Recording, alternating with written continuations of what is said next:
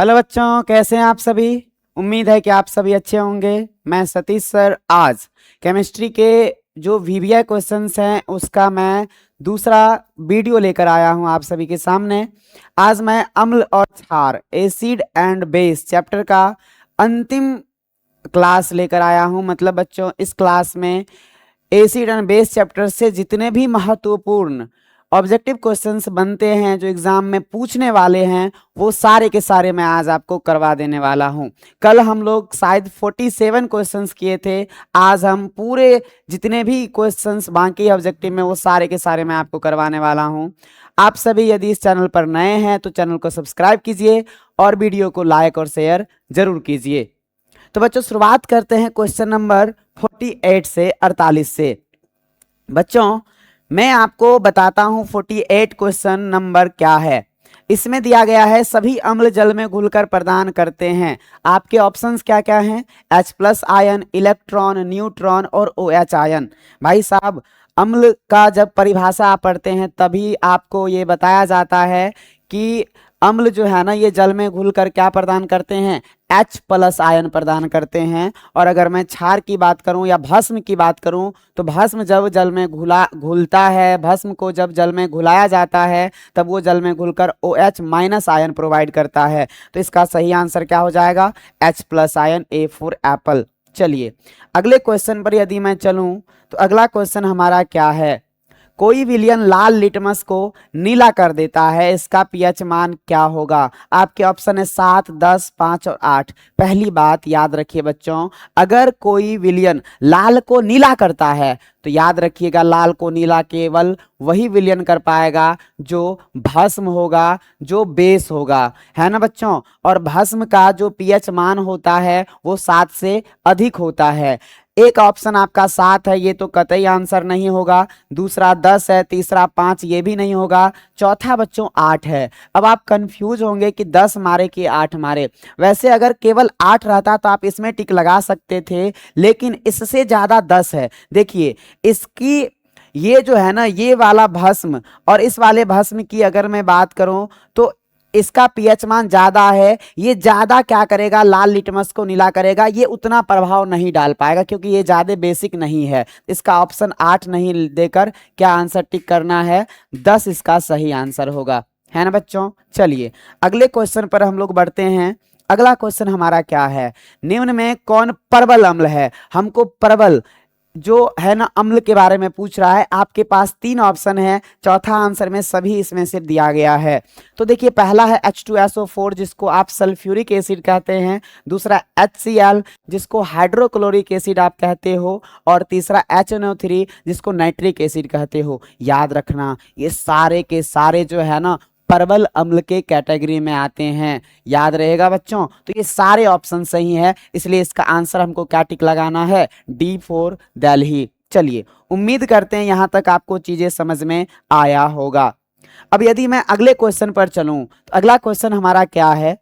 लवण Na2CO3 का जलीय विलयन का पीएच क्या होगा? बच्चों एक लवण दिया गया है। लवण कौन सा है? Na2CO3। जब इसको Na2CO3 को जल में घोलेंगे तो बताना है कि इसका पीएच मान कितना होगा। 7 से ज्यादा होगा, 7 होगा, 7 से कम होगा, क्या होगा ये आपको पूछ रहा है ना बच्चों। तो देखिए एक बात मैं आपको बताता हूं, जब इसको जल में घोलेंगे ना तो याद रखिए ये बेसिक होता है, ये क्षार बनाता है। और अगर ये क्षार बनाता है तो इसका पीएच मान 7 से अधिक होगा। क्या ये चीजें याद रहेगा आपको बच्चों? चलिए अगले क्वेश्चन पर हम लोग चलते हैं। यहां आपको पूछ रहा है क्या? ऑक्जेलिक अम्ल का प्राकृतिक स्रोत निम्नलिखित में कौन है? यहां आपको क्या पूछ रहा है? ऑक्जेलिक अम्ल का प्राकृतिक स्रोत यहां क्या है? बच्चों याद रखना टमाटर में जो अम्ल पाया जाता है वो ऑक्जेलिक अम्ल होता है। टमाटर में पाया जाने वाला अम्ल कौन सा है? ऑक्जेलिक अम्ल है। क्या ये चीजें याद रहेगा बच्चों आप लोगों को? भाई साहब मैंने आपको क्या कहा? ऑक्जेलिक अम्ल का प्राकृतिक स्रोत निम्नलिखित में कौन है? तो याद रखना है आपको कि टमाटर में ऑक्जेलिक अम्ल पाया जाता है। टमाटर में कौन सा अम्ल पाया जाता है? ऑक्जेलिक अम्ल पाया जाता है। चलिए अगले क्वेश्चन पर यदि हम चलें तो अगला क्वेश्चन क्या है?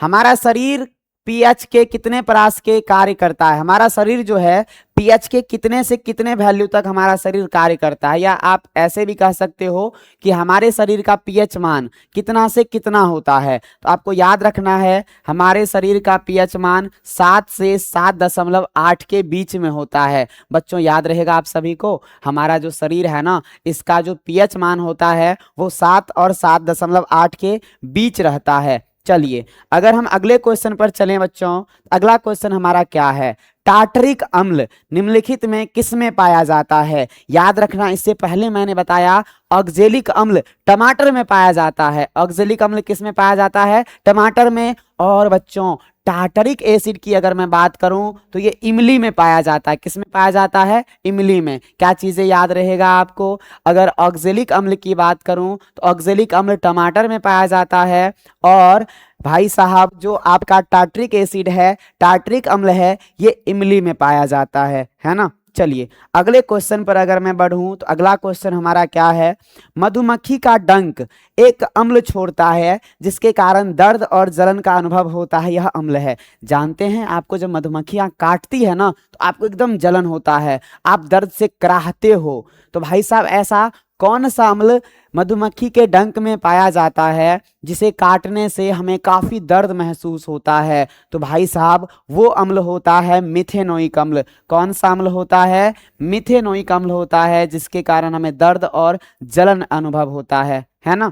चलिए अगले क्वेश्चन पर यदि मैं आपको लेकर चलूं तो अगला क्वेश्चन हमारा क्या है, निम्नलिखित में किसके कारण अम्ल वर्षा होती है। आपको बताना है अम्ल वर्षा का कारण क्या है। आप जानते हैं अम्ल वर्षा के कारण ही हमारा जो ताजमहल है उसका भी रंग आजकल बदलने लगा है। ताजमहल जो 7 अजूबों में एक है, आप सब जानते हैं कि ताजमहल का रंग धीरे धीरे बदल रहा है। क्यों बदल रहा है, एसिड रेन के कारण, अम्ल वर्षा के कारण। तो आपको बताना है कि अम्ल वर्षा जो है ना उनका कारण कौन सा गैस है। तो याद रखना बच्चों सल्फर डाइऑक्साइड SO2 गैस जो होता है ना, इसके कारण ही अम्ल वर्षा होता है। किसके कारण, सल्फर डाइऑक्साइड के कारण। क्या ये चीजें याद रहेगा आपको बच्चों। चलिए अगले क्वेश्चन पर यदि मैं आपको लेकर चलूं तो अगला क्वेश्चन क्या है, टूथपेस्ट कैसा होता है। आप रोज जब ब्रश करते हैं, क्यों करते हैं, क्योंकि रात में जब आप खाना खाकर सोते हैं ना तो आपके मुंह का जो पीएच मान होता है वो 7 से काफी कम हो जाता है, 7 से काफी कम हो जाता है, जिसके कारण आपका मुंह अम्लीय हो जाता है। और अगर वो अम्लीय हो जाता है तो उसे न्यूट्रल करने के लिए ऐसा पीएच मान चाहिए, ऐसा पीएच मान चाहिए, सॉरी मतलब ऐसा टूथपेस्ट चाहिए जो कैसा हो, क्षारीय हो। जो कैसा हो बच्चों, क्षारीय हो। और अगर वो क्षारीय होगा तो टूथपेस्ट का जो पीएच मान होगा वो 7 से अधिक होगा। कैसा होगा, 7 से अधिक। यहाँ पूछा कैसा होता है तो याद रखिए क्षारीय होता है, तब तो आपके जो मुंह की अम्लीयता है उसको क्या करेगा, खत्म करेगा। चलिए अगले क्वेश्चन पर यदि मैं आपको लेकर चलूं तो अगला क्वेश्चन क्या है, अम्लीय विलयन का पीएच मान होता है। भाई साहब अम्लीय जब भी शब्द आए तो याद रखिए पीएच मान हमेशा 7 से कम होगा, और क्षारीय विलयन जब भी आए तो याद रखिए जो पीएच मान होगा वो 7 से अधिक होगा, है ना। इस क्वेश्चन का सही आंसर क्या हो जाएगा, बी फॉर बॉम्बे। अगले क्वेश्चन पर यदि मैं आपको लेकर चलूं अगला क्वेश्चन क्या है, अगला क्वेश्चन है चींटी के डंक में कौन सा अम्ल पाया जाता है। याद रखिए यदि आपको मधुमक्खी का डंक पूछा जाए, यदि आपको मधुमक्खी का डंक पूछा जाए या चींटी का डंक पूछा जाए, इन दोनों के काटने से हमें दर्द महसूस होता है, जलन महसूस होता है। इन दोनों में से अगर पूछा जाए प्रत्येक के डंक में कौन सा अम्ल पाया जाता है तो याद रखना है बच्चों मिथेनोइक अम्ल। कौन सा अम्ल पाया जाता है, मिथेनोइक अम्ल। इसको बच्चों हम लोग फॉर्मिक एसिड भी कहते हैं। इसे कौन सा एसिड कहते हैं, फॉर्मिक एसिड भी कहा जाता है, याद रहेगा आपको। चलिए अगले क्वेश्चन पर यदि मैं आपको लेकर चलूं तो अगला क्वेश्चन क्या है, अगला क्वेश्चन है हमारा कोई घोल नीले लिटमस को लाल कर देता। ध्यान से सुनना, अगर प्रश्न में रहे कि लाल को नीला करता है तो वो क्षार होगा, लेकिन अगर कोई नीला को लाल करता है तो वो अम्ल होगा। वो कैसा होगा, अम्ल। अगर वो अम्ल होगा तो मुझे बताइए नीले को लाल कर देता है तो घोल का पीएच मान कितना होगा बच्चों, इसका आंसर होगा अम्लीय होगा। और अम्लीय है तो इसमें 9 तो आंसर होगा नहीं, 7 तो होगा नहीं, 10 तो होगा नहीं, क्योंकि ये सब क्षारीय है। तो आंसर मेरा एकदम क्या हो जाएगा, 2। नहीं। चलिए अगले क्वेश्चन पर यदि मैं आपको लेकर चलूं, अगला क्वेश्चन क्या है, अम्लीय ऑक्साइड के विलयन का पीएच मान क्या होगा। भाई साहब अभी अभी मैंने कहा कि अम्लीय ऑक्साइड के पीएच मान जो होगा 7 से कम होगा, और 7 से कम वाला ऑप्शन ये भी नहीं है, ये भी नहीं है, तो 4 आंसर हो जाएगा नहीं। चलिए अगले प्रश्न पर यदि मैं आपको लेकर चलूं, तो अगला प्रश्न क्या है, मिल्क ऑफ मैग्नीशिया का पीएच मान कितना होता है। बच्चों आपको मिल्क ऑफ मैग्नीशिया पूछा है, याद रखना मिल्क ऑफ मैग्नीशिया जो होता है ना ये क्षारीय प्रकृति का होता है, और अगर ये क्षारीय प्रकृति का है तो इसका पीएच मान 7 से अधिक होगा। आप वो ऑप्शन चूज करिए जिसका वैल्यू 7 से अधिक है। तो इसमें केवल एक ही ऑप्शन आपको दिख रहा है जो कितना है 10.5 है ना।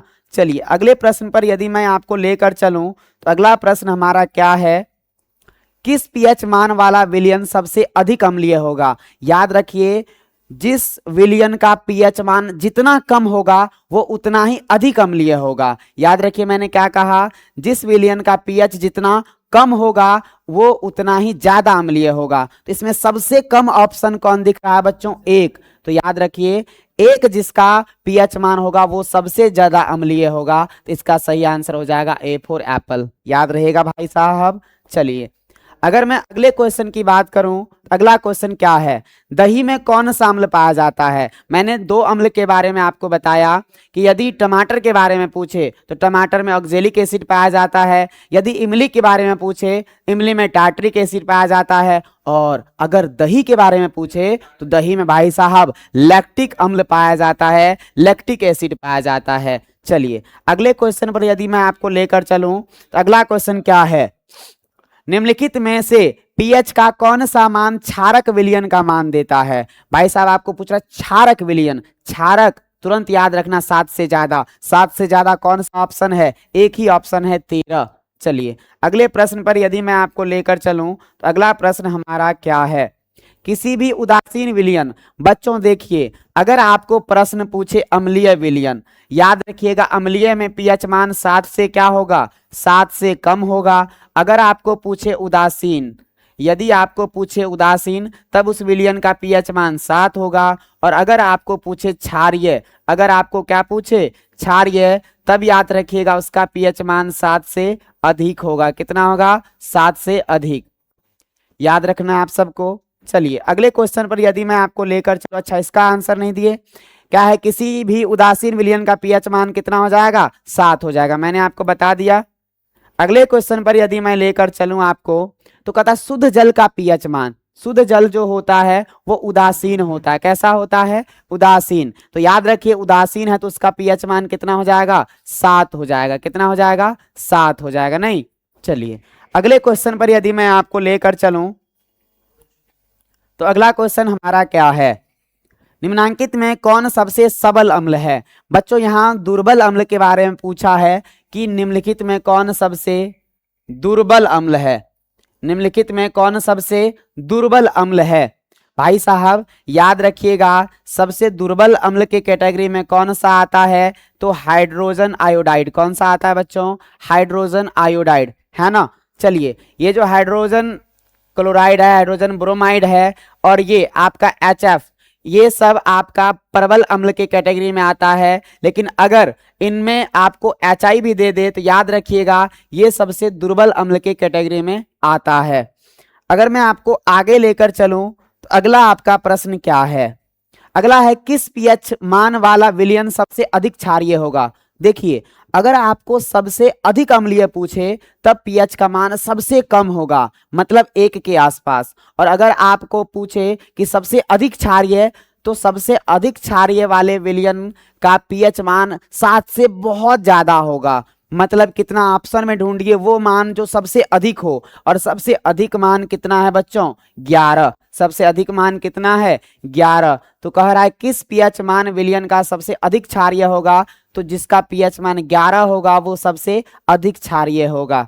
चलिए अगले क्वेश्चन पर यदि मैं आपको लेकर चलूं, तो अगला क्वेश्चन क्या है, निम्नांकित में संश्लेषित सूचक कौन है। संश्लेषित का मतलब होता है बच्चों जो खुद से बनाया जाता है। एक सूचक होता है, एक इंडिकेटर होता है जो नेचुरल पाया जाता है, जो प्रकृति में पाया जाता है, जैसे हल्दी, टर्मरिक, जैसे मैंने कल आपको बताया था लौंग का तेल, ये सब प्राकृतिक सूचक है, नेचुरल इंडिकेटर है। लेकिन यदि मैं आपको बात करूं यहाँ बच्चों किसका, मेथिल ऑरेंज का, मेथिल ऑरेंज का बात करूं ना, तो ये इंडिकेटर संश्लेषित है, ये बनाया जाता है, तो इसका आंसर क्या हो जाएगा, मेथिल ऑरेंज। यहाँ हल्दी, लाल पत्ता गोभी, लिटमस पत्र, ये सब प्रकृति में पाया जाता है ना बच्चों। तो ये सब प्राकृतिक सूचक हो गया, और मेथिल ऑरेंज जो है ना, ये संश्लेषित सूचक हो गया। चलिए अगले क्वेश्चन पर यदि मैं आपको लेकर चलूं तो अगला क्वेश्चन क्या है, निम्नलिखित में से किसके द्वारा औद्योगिक क्षेत्र में अम्ल वर्षा होती है। अम्ल वर्षा वाला क्वेश्चन पीछे भी आया था, जिसके कारण मैंने आपको बताया कि हमारे जो ताजमहल है उसका भी रंग बदल रहा है, और वो कौन सा गैस है भाई साहब, तो सल्फर डाइऑक्साइड SO2। इसी गैस के कारण एसिड रेन होता है, अम्ल वर्षा होता है। तो इस प्रश्न का सही आंसर हो जाएगा B4 बॉम्बे। चलिए अगले प्रश्न पर यदि मैं आपको लेकर चलूं तो अगला प्रश्न हमारा क्या है, सोडियम क्लोराइड के जलीय विलयन से विद्युत धारा प्रवाहित करने पर यह वियोजित होकर सोडियम हाइड्रोक्साइड बनता है। जाहिर सी बात है यह टूटता है और क्या बना देता है बच्चों, NaOH बना देता है। जब उससे हम लोग क्या करते हैं, इलेक्ट्रिसिटी पास करवाते हैं नमक और पानी के घोल से, तो टूटता है और फिर वो बनाता है सोडियम हाइड्रोक्साइड NaOH। तो भाई साहब पूछ रहा है इस क्रिया को कहते क्या हैं, तो याद रखिएगा इस क्रिया को कहते हैं क्लोरो क्षार अभिक्रिया। क्या कहते हैं, क्लोरो क्षार अभिक्रिया। चलिए अगले क्वेश्चन पर आपको मैं लेकर चलता हूं जल्दी से। अगला क्वेश्चन हमारा क्या है, निम्नलिखित में से कौन सही है। आपको यहां पूछ रहा है निम्नलिखित में से कौन सही है, Na2CO3 10H2O, Na2CO3 5H2O। याद रखिएगा बच्चों Na2CO3 के साथ जो आपको वाटर का है ना 10 मोलिकुल्स प्रेजेंट होता है। कितने मोलिकुल्स प्रेजेंट होता है, 10 मोलिकुल्स प्रेजेंट होता है, इसलिए आपका ये वाला ऑप्शन सही होगा Na2CO3 10H2O। Na2CO3 का अगर एक मोलिकुल है तो वाटर का 10 मोलिकुल उसमें प्रेजेंट होगा, इसीलिए ऑप्शन बी आंसर आपका एकदम करेक्ट होगा। अगर आगे लेकर चलूं तो क्या है, सोडियम कार्बोनेट का अणुसूत्र क्या है, सोडियम कार्बोनेट Na2CO3, Na2CO3 कौन सा ऑप्शन में दिख रहा है आपको, A फॉर एप्पल में। आप इसको ऐसे लिखना Na2CO3, है ना बच्चों। ऑप्शन नंबर ए इसका एकदम सही हो जाएगा। अगले क्वेश्चन पर यदि मैं लेकर चलूं तो क्या है प्रश्न आपका, किस रासायनिक यौगिक को गर्म करने पर प्लास्टर ऑफ पेरिस प्राप्त किया जा सकता है। याद रखना जिप्सम, जब जिप्सम को गर्म किया जाता है ना तब पीओपी मिलता है, प्लास्टर ऑफ पेरिस मिलता है, इसलिए आप आंसर आपका क्या हो जाएगा, B4 बॉम्बे। चलिए अगले प्रश्न पर यदि मैं आपको लेकर चलूं भाई साहब तो अगला प्रश्न आपका क्या है, अगला प्रश्न है विरंजक चूर्ण का रासायनिक सूत्र क्या होता है, CaOCl2। विरंजक चूर्ण का जो रासायनिक सूत्र होता है याद रखना क्या होता है भाई साहब, CaOCl2। किस ऑप्शन में आपको दिख रहा है, बी ऑप्शन में दिख रहा है, इसलिए ऑप्शन नंबर क्या हो जाएगा सही, बी आपका एकदम सही हो जाएगा। चलिए अगले प्रश्न पर यदि मैं लेकर चलूं तो संगमरमर, संगमरमर का रासायनिक सूत्र क्या होता है भाई साहब, इसको अंग्रेजी में मार्बल भी कहा जाता है। क्या कहा जाता है, मार्बल भी कहा जाता है। और ये जो है ना ये कैल्शियम कार्बोनेट का ही मार्केटिंग नाम है, आप इसको व्यापारिक नाम भी कह सकते हैं, कैल्शियम क्या कार्बोनेट। और कैल्शियम कार्बोनेट का जो फॉर्मूला होता है ये क्या होता है, CaCO3। कैल्शियम कार्बोनेट का फॉर्मूला क्या होता है बच्चों, CaCO3 होता है। चलिए तो इसका सही आंसर क्या हो जाएगा, A फॉर एप्पल। संगमरमर, मार्बल कह लो या कैल्शियम कार्बोनेट कह लो, इसका जो रासायनिक फॉर्मूला होता है वो क्या होता है, CaCO3 होता है।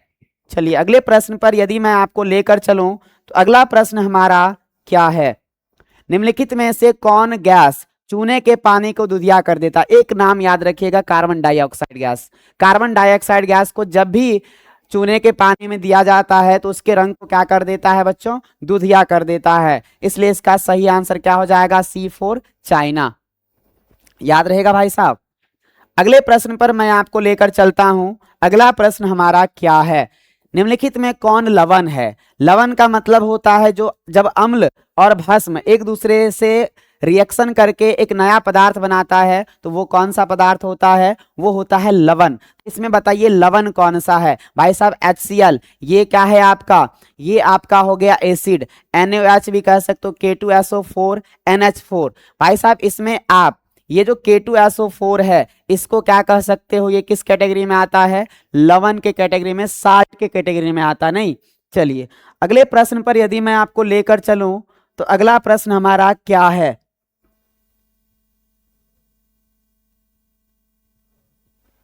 चलिए देखिए ये प्रश्न आपका नया आ गया आपके सामने। निम्नलिखित में लवण कौन है? फिर से आपको पूछा है तो आपको भाई साहब एक ऑप्शन दिख रहा है कौन सा? जो आप लोग खाते हो घर में, नमक, NaCl, सोडियम क्लोराइड, इसको आप यहाँ क्या कह सकते हो? ये भी तो साल्ट है ना। चलिए ये आसान प्रश्न था। अगले क्वेश्चन पर यदि मैं आपको लेकर चलूं तो अगला प्रश्न क्या है? बेकिंग पाउडर एक मिश्रण है। बेकिंग सोडा जो है, बेकिंग पाउडर, ये किसके किसके मिश्रण से बनाया जाता है? तो NaHCO3, यहाँ CO3 होगा, याद रखिए बच्चों। NaCO3 एवं टार्ट्रिक एसिड को जब मिलाया जाता है, सोडियम बाइकार्बोनेट और टार्ट्रिक एसिड को मिलाने से जो बनता है वो क्या होता है? वो बेकिंग पाउडर होता है, बेकिंग सोडा होता है। याद रखिएगा कौन कौन बच्चों? सोडियम बाइकार्बोनेट, NaCO3 और टार्ट्रिक एसिड। क्या चीजें याद रहेगा आपको? चलिए भाई साहब अब अगले क्वेश्चन पर हम लोग बढ़ते हैं। अगला क्वेश्चन हमारा क्या है? अगला क्वेश्चन देखिए बच्चों, अंतिम क्वेश्चन पर हम लोग आ गए हैं। अगला आज का अंतिम क्वेश्चन, और बच्चों ये अम्ल और क्षार चैप्टर का भी अंतिम क्वेश्चन है। इसके बाद मैं आपको अगले चैप्टर का ऑब्जेक्टिव लेकर आऊंगा, है ना। तो ये क्वेश्चन भाई साहब आपके सामने होमवर्क है, आप इसका आंसर अपने कमेंट बॉक्स में जरूर देना। और यदि आप इस चैनल पर नए हैं तो चैनल को सब्सक्राइब करना, वीडियो को लाइक और शेयर जरूर करना। मिलते हैं बच्चों नेक्स्ट क्लास में, तब तक के लिए थैंक यू, अलविदा।